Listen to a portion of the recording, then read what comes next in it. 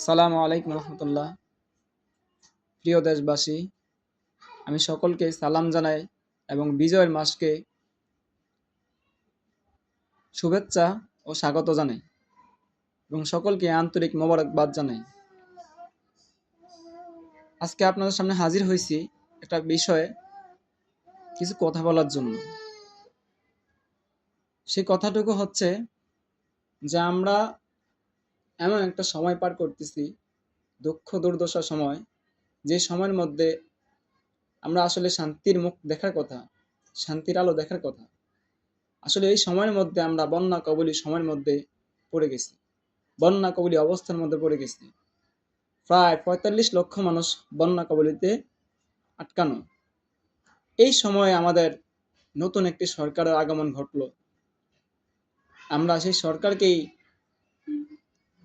সময় দিতে গিয়ে আমরা আজকে সময়কে নষ্ট করে ফেলতেছি।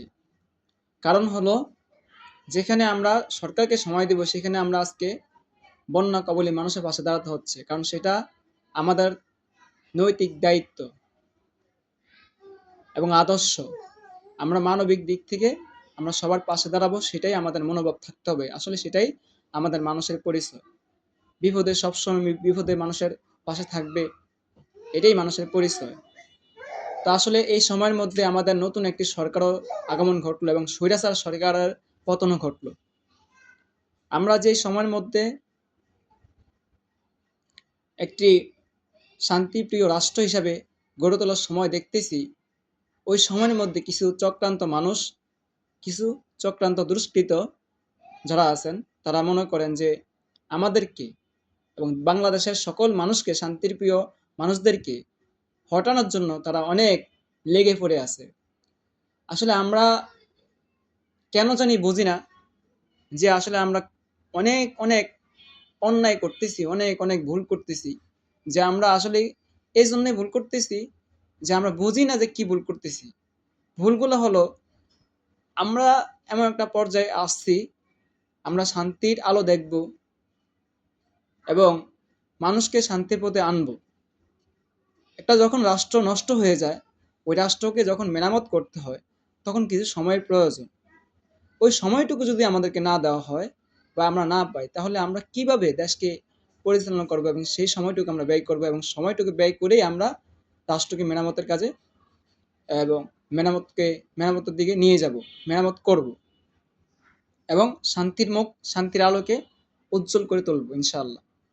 সেই চেষ্টাতে আমরা করবো, সেই সময়টুকু আমাদের দিতে হবে। আমাদের সেই নিয়ত, সেই আশা অবশ্যই অবশ্যই আমাদের রাষ্ট্রের জন্য আছে। আমরা চাই সকল মানুষই, সকল নাগরিকই তাদের শান্তির অধিকার ফিরে পাক এবং গণতন্ত্র অধিকার তারা ফিরে পাক। আমরা সকলেই এই চেষ্টাই করব।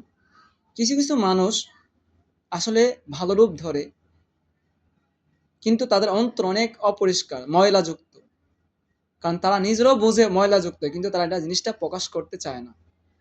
তো তাদেরকে উদ্দেশ্য করে কথাটুকু বলতেছি, আপনারা এখনো সময় আছে, ভালো হয়ে যান, নিজেকে পরিবর্তন করুন, নিজেকে শান্তির পথে ফিরিয়ে আনুন। ইসলামের অনেকগুলা কাঠামো আছে, তার মধ্যে একটা কাঠামো হলো যে আমরা সকলকেই পাশে রাখবো, সুখে দুঃখে আমরা তাদের সাথে থাকবো। এটা একটা কাঠামো, এটা নৈতিক কাঠামো আমাদের।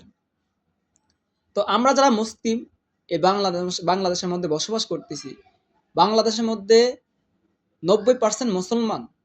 এই মুসলমানের রাষ্ট্রে কখনো ইহুদি খ্রিস্টান কখনোই শক্তি প্রয়োগ করতে পারবে না, পারে নাই, পারবেও না ইনশাআল্লাহ। তো আমি আসলে এই কথাটুকু এই জন্যই বলতেছি, বাংলাদেশের মধ্যে আমাদের বর্তমান যে সরকার, হ্যাঁ, গভর্নমেন্ট আছেন, অন্তর্বর্তীকালীন সরকার, সেই সরকারকে আমরা অবশ্যই স্বাগত জানাই। আমরা আসলে এই জিনিসটা বুঝি যে একটা মানুষ যখন একটা দায়িত্ব নেয়, তখন তাকে কিছু সময় দেওয়ার প্রয়োজন পড়ে। আজকে মাত্র 25শে 5 তারিখ থেকে আজকে 26 তারিখ, তার মধ্যে সময় হইল মাত্র 21 দিন। 21 দিনে মাথায় কি বাংলাদেশের সমস্ত দুর্নীতি কি মুক্ত করা সম্ভব হবে? এবং সমস্ত দায়িত্ব কি তার পক্ষে কি এই মুহূর্তে সম্পূর্ণভাবে কমপ্লিট করা হবে বা করা কি সম্ভব? সেটা কি আপনারা কখনো ভাবছেন? যে এতগুলো দায়িত্ব একটা রাষ্ট্রের প্রধানের কাছে আছে, সে কখনো এই ২১ দিনের মাথায় কি সে শেষ করতে পারবে? সেটা কেউ কি একবার ভাবছেন? ভাবেন নাই। আসলে আপনারা একটু ভাবেন, সময় দেন। মানুষকে একটু সময় দিতে হবে। রাষ্ট্রকে মেরামত করতে হলে তাকে একটু সময় দিতে হবে। আমরা চাই না সুদ সুদযুক্ত রাষ্ট্র আমরা চাই না। তবে ডক্টর ইউনূস সাহেব উনি যদি সুদের কোনো কর্মকাণ্ড করে থাকে, এমন কোনো অন্যায় করে থাকে বা এমন কোনো অন্যায়ের সাথে তারা আমাদেরকে জড়াইতে চায়, আমরা সেখানের প্রতিবাদ অবশ্যই সবসময় করবো ইনশাআল্লাহ।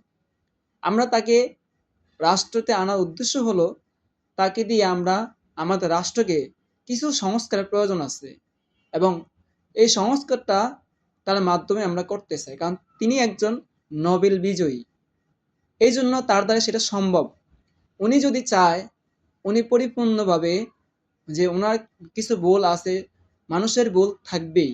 কিন্তু সে যদি স্বীকার করে তাহলে সেটাকে গ্রহণ করে নিয়ে তাকে বোঝানো সম্ভব হবে।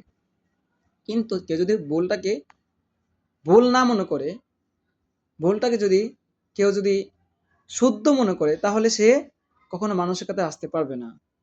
তো আশা করি ডক্টর ইউনূস সাহেবের কাছে এই জিনিসটা আছে।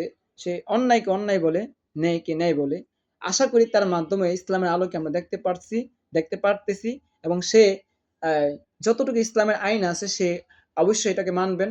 কারণ যেহেতু একজন মুসলিম, সেও বোঝে সুদের মূল্য বা সুদের ক্ষতি কি হবে। সুদযুক্ত মানুষ থাকলে কি হবে সেও বোঝে। তা আমরা আশা করি যে উনি একটা সময় ভালো পথে আসবেন এবং সুদবিহীন রাষ্ট্র করবেন ইনশাআল্লাহ। আমরা চাই শান্তিপ্রিয় রাষ্ট্র, আমরা চাই সুদবিহীন রাষ্ট্র, আমরা চাই দেশপ্রেমিক রাষ্ট্র, আমরা চাই জনগণ মূল্যায়ন ভিত্তিক রাষ্ট্র, আমরা চাই জনগণ মূল্যায়ন ভিত্তিক একজন সরকার। আমরা চাই না যে এমন কোনো সরকার আসুক যে সরকার দ্বারা মানুষ কষ্ট পাবে, যে সরকার দ্বারা মানুষ স্বৈরাচারের অন্তর্ভুক্ত হবে, যে সরকার দ্বারা মানুষের দুঃখ দুর্দশা বুঝবে না, বরং তাদের কথা বলতে গেলে হরণ করা হবে, এমন সরকার আমরা চাই না। আমরা আসলে এই জিনিসটাই ফলো করতে হবে আমাদেরকে। তো আমরা তাদেরকে একটু সময় দিব এবং ডক্টর ইউনূস সাহেবকে আমরা বলবো যে আপনিও একটু ধৈর্য ধরুন। আমরা জনগণকে একটু ধৈর্য ধরার আহ্বান করুন। যারা বুঝতে চায় না তারা কখনোই বুঝবে না। যারা বুঝতে চায় তারা অল্পতেই বুঝবে। আমরা চাই এখনো সময় আছে, যারা অন্যায়ের পথে আছেন তারা ফিরে আসুক এবং যারা নাকি ন্যায়ের পথে চলতেছে তাদেরকে সহযোগিতা করুক এবং তাদেরকে আমরা সবাই সহযোগিতা করি। এই আশা আমি ব্যক্ত করি। এই বলে আমার বক্তব্য শেষ করতেছি। আসসালামু আলাইকুম ওয়া রাহমাতুল্লাহ।